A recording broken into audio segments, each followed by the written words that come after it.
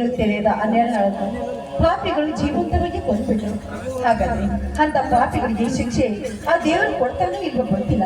ಹೇಗಾದ್ರೂ ಮಾಡಿ ನನ್ನ ಮೈದೂರು ಸೇರಿ ಈ ವಿಷಯವನ್ನು ತಿಳಿಸಿ ಅವರಿಗೆ ಶಿಕ್ಷೆ ಕೊಡಿಸಲೇಬೇಕು.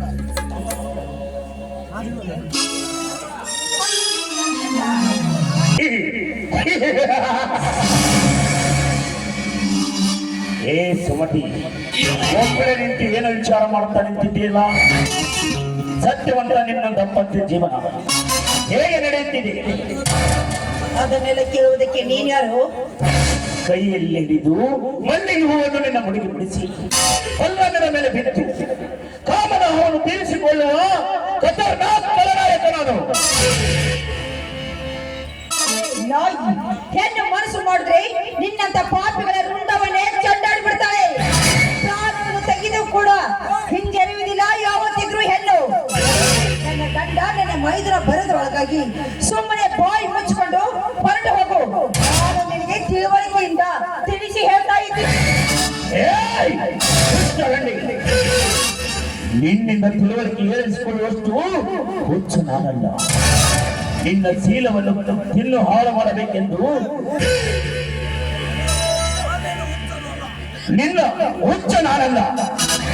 ಏನು ಹೇಳಿ ಬೇಡಿಕೊಂಡರು ನಿನ್ನನ್ನು ಬಿಡುವ ಮಾತೇ ಇಲ್ಲ. ನನ್ನ ಗಂಡ ಅಂದ್ರೆ ನನ್ನ ಪಾಲಿನ ದೇವರಿದ್ದ ಹಾಗೆ. ಯಾವತ್ತಿದ್ರು ಈ ನನ್ನ ದೇಹ ನನ್ನ ಗಂಡನಿಗೆ ಮೀಸಲ ಹೊರತು ಗಂಡ ನಿನ್ನ ಗಂಡ ಒಂದು ಮಗು ಹುಟ್ಟಿಸಲಾದ ಗಂಡ. ನಿನ್ನ ಗಂಡನಿಗೆ ಮೈಸೂರು ಏನೂ ಪ್ರಯೋಜನವಿಲ್ಲ.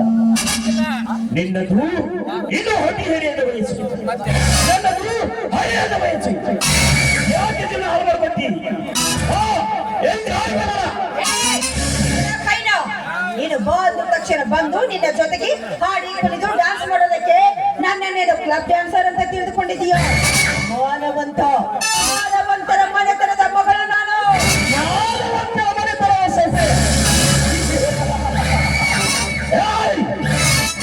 ಮಾನವಂತರ ಮನೆತನದ ಸೊಸೆಯರ ಬಗ್ಗೆ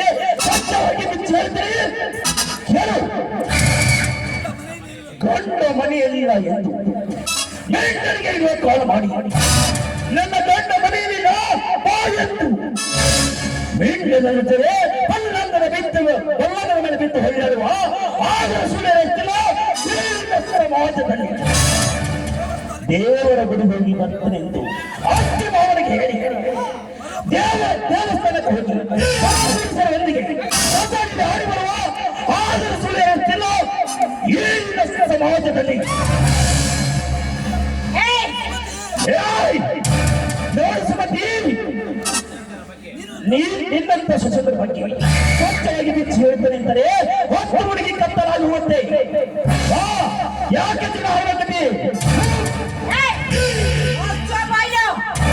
ಜಗತ್ತಿನಲ್ಲಿರುವ ಎಲ್ಲ ಹೆಣ್ಣು ಮಕ್ಕಳು ಅದೇ ರೀತಿ ಇರುತ್ತಾರೆ ಅಂತ ತಿಳಿದುಕೊಳ್ಳೋದು ನಿನ್ನ ಮೂರ್ಖತನ. ಇನ್ನು ನಮ್ಮ ಸಮಾಜದಲ್ಲಿ ಹೆಣ್ಣು ಮಕ್ಕಳಿದ್ದಾರೆ, ಗಂಡನೇ ದೇವರು ಅಂತ ತಿಳಿದುಕೊಂಡು ಅವರ ಪಾದ ಪೂಜೆಯನ್ನು ಮಾಡುವ ಹೆಣ್ಣು ಮಕ್ಕಳು ಇದ್ದಾರೆ. ನೆನಪಿಲ್ಲದ ನಾಳಿಗೆ ಇದೆ ಅಂತ ತಿಳಿದುಕೊಂಡು ಬಾಯಿಗೆ ಬಂದ ಹಾಗೆ ಮಾತಾಡಿದೆ ಆದ್ರೆ ನಮ್ಮ ನೆಟ್ಟಗಾಗೋದಿಲ್ಲ. ನಿನಗೂ ಮನೆಯಲ್ಲಿ ಕೂಡ ಹೆಣ್ಣು ಇದ್ದಾಳಲ್ವೇ? ಅದು ನಿನ್ನ ತಂಗಿ. ಗಾಂಧಿ ಹಾಗೆ ಸೋಗು ಹಾಕಿಕೊಂಡು ಈ ಸಮಾಜದಲ್ಲಿ ಮೆರಿತಾ ಇರ್ಬೇಕಲ್ವೇ? ನನ್ನ ತಂಗಿ ಒಂದು ಪವಿತ್ರವಾದ ಒಂದು ಹೆಣ್ಣು ಅಷ್ಟೊಳಗೆ ಸಲಗ ಹಾಕಿ ದೇಶ ಮಾಡುತ್ತಂದು ಎಂದು ಹೇಳುತ್ತಿರುವೆಲ್ಲ ಏನಿಂದ ಹೊರಸ ಬಾಯಿಂದ ಮುಗಿಯಿತೂರಿನ ಸೇನರ ಕಥೆ. ನೀನು ಮಾಡಿರುವ ಕೆಟ್ಟ ಕೆಲಸ ಏನು ಅಂತ ನನಗೆ ಗೊತ್ತಿಲ್ಲ ಅಂತ ತಿಳಿದುಕೊಂಡಿದೆಯೇನೋ ನೀನು? ಅನಾಥರನ್ನು ಕೊಲೆ ಮಾಡಿದವರು ನೀನೇ. ಅದು ಅಲ್ಲದೆ ನಮ್ಮ ಮನೆಗೆ ಬೆಂಕಿ ಹಚ್ಚಿದವರು ನೀನೇ ಅಂತ ನನಗೆ ಚೆನ್ನಾಗಿ ಗೊತ್ತು.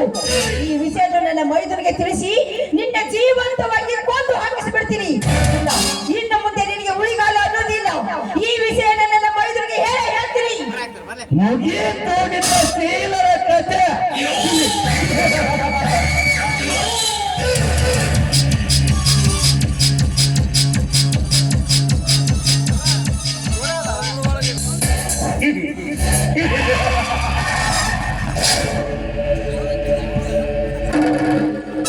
ಸಂತೃಪ್ತಿ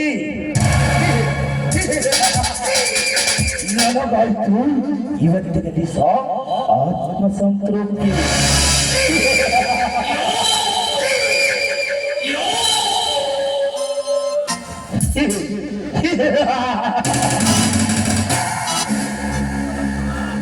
ಸತ್ಯವಂತ ಕೆಲವು ದಿನಗಳ ಹಿಂದೆ ಇವರನ್ನು ನನ್ನನ್ನು ಕಾಪಾಡಿಕೊಂಡು ಇವನನ್ನು ಮದುವೆ ಮಾಡಿ, ಆದರೆ ನಿನ್ನ ಹೆಂಡತಿಯ ಶೀಲದ ಹೊತ್ತಿಗೆ ಕೈ ಹಾಕಿ ನಾನು ಹೊಟ್ಟೆ ತುಂಬವರೆಗೂ ಸವಿದು ಬಿಟ್ಟೆ ನಿನ್ನ ಹೆಂಡತಿಯ ಶೀಲವನ. ಅಯ್ಯೋ ಪಾಪಿ, ಕೊನೆಗೂ ಅನ್ಯಾಯವಾಗಿ ನನ್ನ ಶೀಲವನ್ನೇ ಹಾಳು ಮಾಡಿಬಿಟ್ಟಿಯಲ್ಲೋ ನಿಜ. ಯಾಕೋ ನನಗೇನೋ ನಾನು ನಿನಗೆ ಅನ್ಯಾಯ ಮಾಡಿದೆ? ಯಾಕೆ ಈ ರೀತಿ ಮಾಡಿದೆ ನೀನು? ಈ ಗರತಿಯ ಶಾಪ ಯಾವತ್ತಿದ್ರೂ ನಿನಗೆ ತಟ್ಟದೆ ಬಿಡೋದಿಲ್ಲ ಕಣೋ, ತಟ್ಟದೆ ಬಿಡೋದಿಲ್ಲ. ಬೇಡಿಕೆ ಆ ದೇವರಲ್ಲಿ ಎಷ್ಟೇ ಬೇಡಿಕೊಂಡನು ನನಗೆ ಮರಿಗೆ ಸಾಯುವ ಸ್ಥಿತಿ ಬರೋದಿಲ್ಲ. ಏಕೆ ಗೊತ್ತಾ? ನಾನು ಸಾವಿರಾರು ಕೋಟಿಯ ಆಸ್ತಿ ಒಡೆಯ.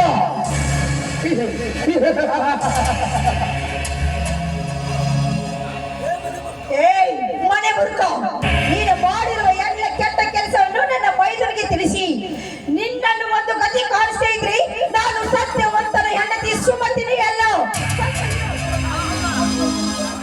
ಹಾಗಾದರೆ ಅವರ ಬರೋದರೊಳಗಾಗಿ ನಿನ್ನ ಕಥೆಯನ್ನು ಮುಗಿಸಲೇಬೇಕು.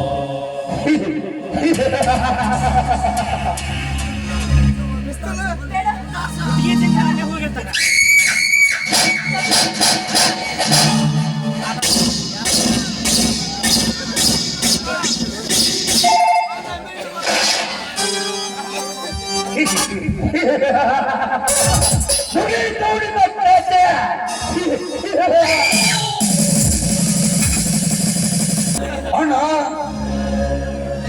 ಅಂತೆ ಮೈದುನ ಬಾರಪ್ಪ, ಈ ಬದಿಯೇನು? ಏಕಮ್ಮ ಏಕೆ ಈ ರೀತಿ ಮಲಗಿರಿ? ಎತ್ತಿಗೆ ಏನಾಯ್ತು ಹೇಳಮ್ಮ? ಮೈದುನ, ನನ್ನನ್ನು ಮರೆತು ಬಿಡಪ್ಪ, ನನ್ನನ್ನು ಮರೆತು ಬಿಡಿ. ಇನ್ನು ಮುಂದೆ ನಾನು ಬದುಕೋದಿಲ್ಲಪ್ಪ, ನಾನು ಬದುಕೋದಿಲ್ಲ. ಯಾಕಮ್ಮ ಯಾಕೆ ಈ ರೀತಿ ಮಾತನಾಡುತ್ತೀರಿ?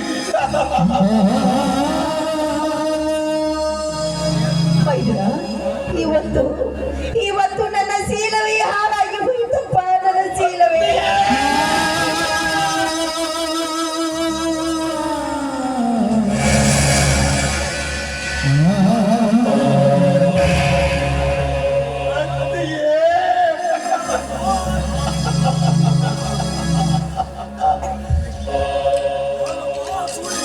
ಯಾರಮ್ಮ ಸೂರ್ಯ ಮಕ್ಕಳು ಅವರು ತಾಯಿ ಗರ್ಭದಲ್ಲಿ ಅಡಿಗೆ ಕುಳಿತರು. ಅವರನ್ನು ಗರಗರಲ್ಲಿ ಅಡಿಗೆ ತಂದು ಇಲ್ಲಿ ಪಾದದ ಮೇಲೆ ಅವರ ರಕ್ತದ ಅಭಿಷೇಕ ಮಾಡಿ ಅವರ ರಕ್ತದಿಂದ ಅಡಿಗೆ ಸಿಂಧೂರ ಲಕ್ಷವನ್ನು ಹಚ್ಚುತ್ತೇನೆ. ಹೇಳು ತಾಯಿ, ಹೇಳು ಯಾರವರನ್ನು? ಅವನು ಬೇರೆ ಯಾರು ಅಲ್ಲಪ್ಪ, ಅವನು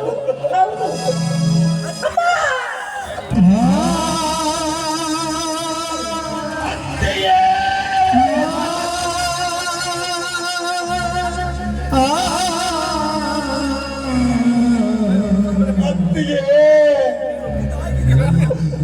ಹುಟ್ಟಿದಾಗಿ ತಾಯಿ ತಂದೆ ಪ್ರೀತಿ ಕಾಣದ ನನಗೆ ನನ್ನ ತಮ್ಮನಿಗೆ ಸ್ವಂತ ಮಗನಕ್ಕಿಂತ ಹೆಚ್ಚಾಗಿ ನೋಡಿಕೊಂಡೆ.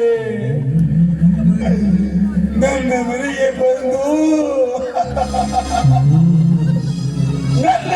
ಬಂದು ಎರಡು ದಿನವಾಗಿಲ್ಲ.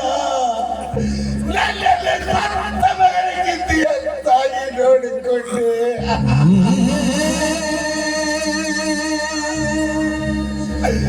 ಅಮ್ಮ ಅಮ್ಮ, ನಮಗೆ ಯಾರಮ್ಮ ದಿಕ್ಕು?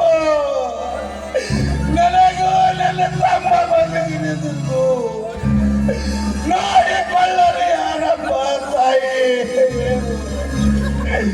ಹೇಳಮ್ಮ ತಾಯಿ, ಹೇಳು.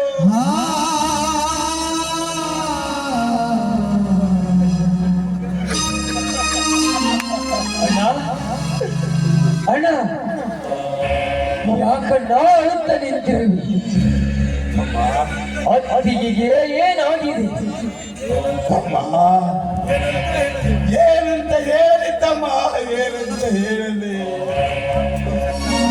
ಯಾರೋ ಪಾಪಿ ಹೇಳಿದ ಮಕ್ಕಳು ಅವರ ತೇಲವನ್ನು ಹಾಳು ಮಾಡಿ ಅವರ ತಂದೆ ತಾಯಿ ಹೋಗಿದ್ದಾರಪ್ಪ.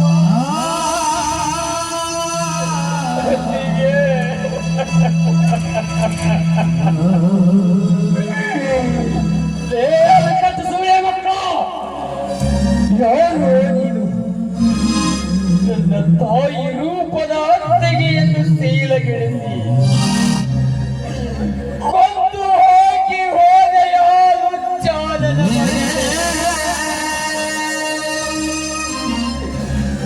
ನಿನ್ನನ್ನು ಹುಡುಕಿ ತಂದು ಕಥಕಥನ ಕತ್ತರಿಸದಿದ್ದರೆ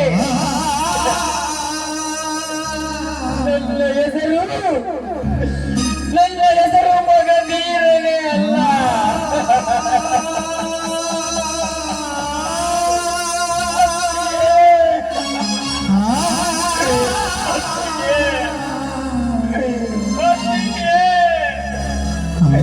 ನಿನ್ನ ಪ್ರೀತಿಯ ಗಂಡ, ನಿನ್ನ ಪ್ರೀತಿಯ ಗಂಡ, ನಿನ್ನ ಮೈದಿನ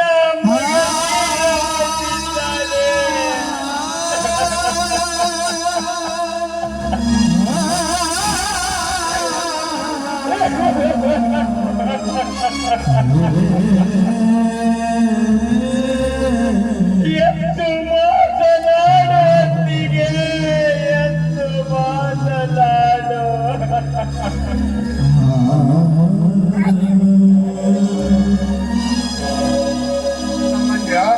ಹೇಗೋ ಈಗ ನಿಂತಿದ್ದೀರಿ? ನಿಮ್ಮ ಅತ್ತಿಗೆ ಏನಾಗಿದೆ?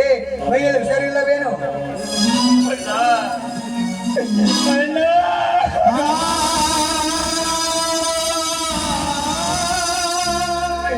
ಅಣ್ಣ,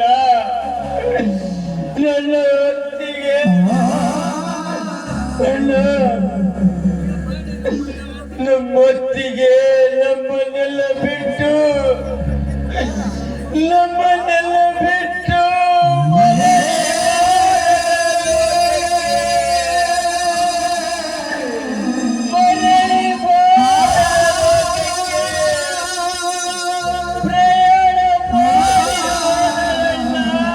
ಪ್ರಯಾಣ ಮಾಡಿ ಹೋದಳು.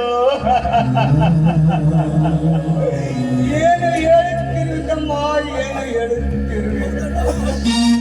ಹೌದಣ್ಣ, ಹೌದು.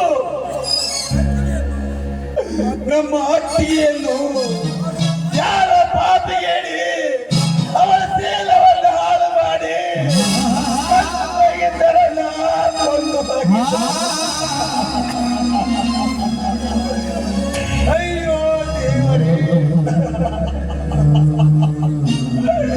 ನಮಗೆ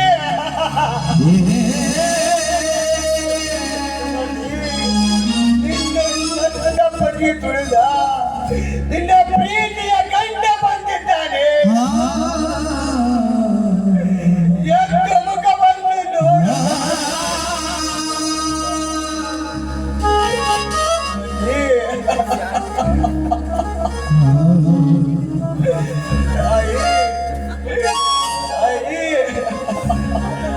ನಮ್ಮನ್ನೆಲ್ಲ ಒಂಟಿಯಾಗಿ ನೀನೊಬ್ಬನೇ ಹೋಗಲು ಮನಸ್ಸಾದರೆ ಹೇಗೆ ಬಂದದ್ದು ಮತ್ತೆ?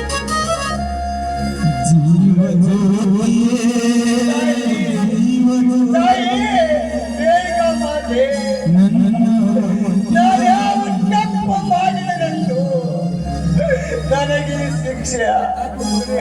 ನನ್ನ ಮುಂದಿನ ಹೆಂಡತಿ ನಮ್ಮನ್ನೆಲ್ಲ ಬಿಟ್ಟು ಬಹುದೂರ ಹೋದ ಮಂದಿರ.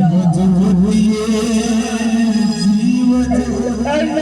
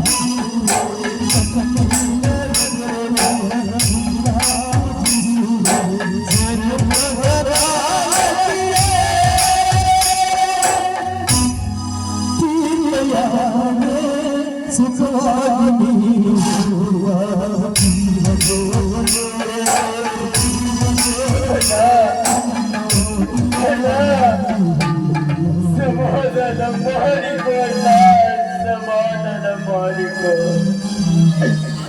ಮನೆಗೆ ಹಿರಿಯಣ್ಣಾದ ನೀನೇ ಈ ರೀತಿ ಹೇಳುತ್ತೇನೆ ಚಿಕ್ಕವರಾಗಿ ನಮ್ಮ ಗತಿ ಏನಣ್ಣ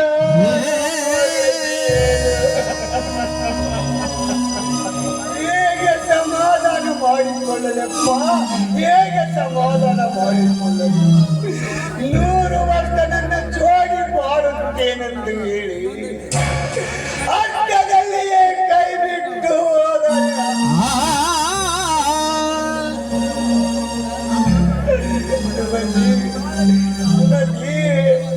ನಿನ್ನನ್ನು ನನ್ನ ಪ್ರಾಣಕ್ಕಿಂತ ಹೆಚ್ಚಾಗಿ ಪ್ರೇಮಿಸುತ್ತದೆ. ಆದರೆ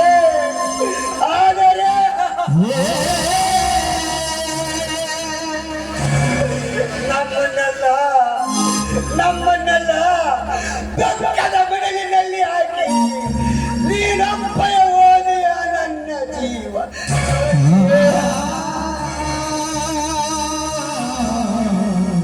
ಅಣ್ಣ, ನನ್ನ ಹತ್ಯೆಯ ಈ ಸ್ಥಿತಿಗೆ ಕಾರಣವಾದವರನ್ನು ಆ ಕಿರಾತಕರನ್ನು ಹುಡುಕಿ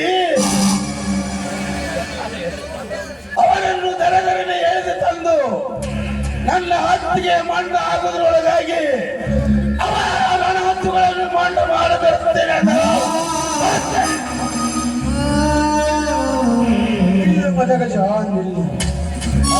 ರಾಕ್ಷಸರ ಅವತಾರದ ಹತ್ತುಗಳು ಈ ರೈತನ ಕೋಪವನ್ನು ರಚ್ಚಿಗೆಟ್ಟಿಸಿ ನನ್ನ ಆಶಾ ಗೋಪುರದ ಕನಸಿಗೆ ಕ್ರಾಂತಿಯನ್ನು ಹಚ್ಚಿದರು. ರೈತನ ಕ್ರಾಂತಿ ಎಂದಿನಿಂದ ಶುರುವಾಯಿತು.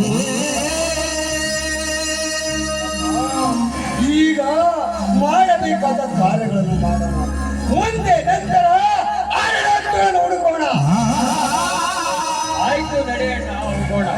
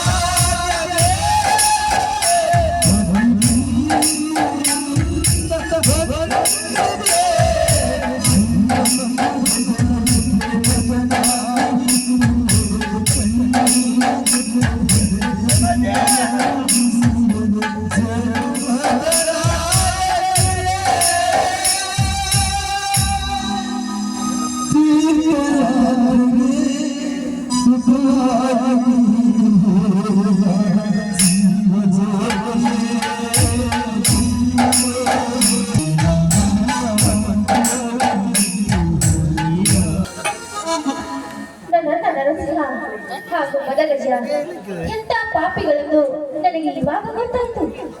ನನ್ನ ಮನಸ್ಸು ತುಂಬಾ ದೊಡ್ಡ ಪಾಪಿ ಅಂತ ಗೊತ್ತಾಯ್ತು.